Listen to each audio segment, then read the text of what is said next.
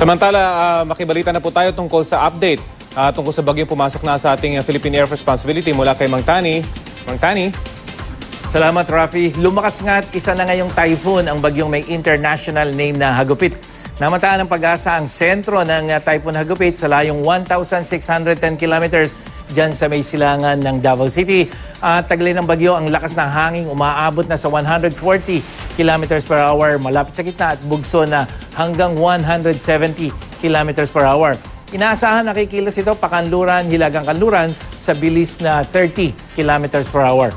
At sa forecast track ng The Weather Company, bukas na ito ng umaga posibleng pumasok ng PAR. Makikitang tinutumbok pa rin ito ngayon ang Eastern Visayas na siyang dinaanan po ng bagyong Yolanda. Pero hindi ito inaasahang magiging kasing lakas ng Super Typhoon Yolanda. At kung ikukumpara naman yung forecast track ng iba pang meteorological agencies gaya ng Japan Meteorological Agency, National Meteorological Center ng China at Korea Meteorological Administration, mataas ang tsansa ng bagyong si Hagupit na maglandfall dito sa Eastern Visayas. At ang magiging pagkakaiba nila ay kung kailan ito talaga tatama o kaya maglalandfall dito sa Eastern Visayas. Pero ganun pa man mga kapuso, dapat po ay maging handa na tayo at I am ready sa mga posibleng panganib kung ito ay maglalandfall tulad na lamang ng malakas na hangin, malakas na ulan, flash flood, landslide, lalong-lalo na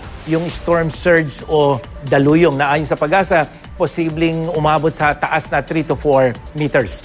Pero dito naman sa wind forecast map ng The Weather Company ay may posibilidad pa rin na lumihis ang bagyong Hagupit dahil naman sa paghina ng tinatawag nating ridge ng high pressure area na nasa may hilagang bahagi ng bagyo.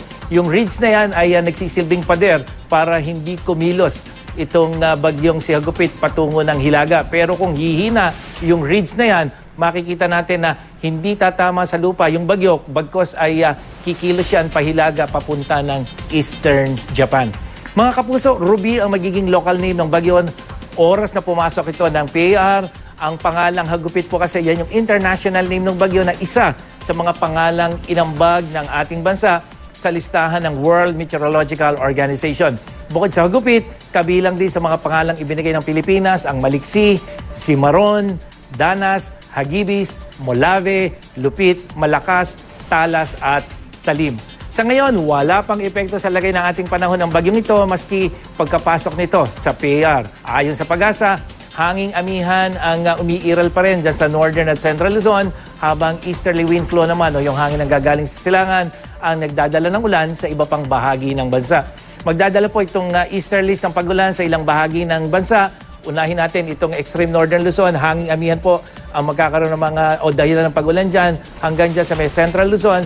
Samantalang sa eastern section naman ng Visayas, thunderstorm ang magbibigay ng pag-ulan kasama na rin ang malaking bahagi ng Mindanao. At dahil rin sa amihan, delikado pong maglayag ang mga may maliliit na sakyang pandagat dyan sa seaboards ng northern Luzon, western, northern at eastern seaboard kasama na ang eastern seaboard ng central Luzon.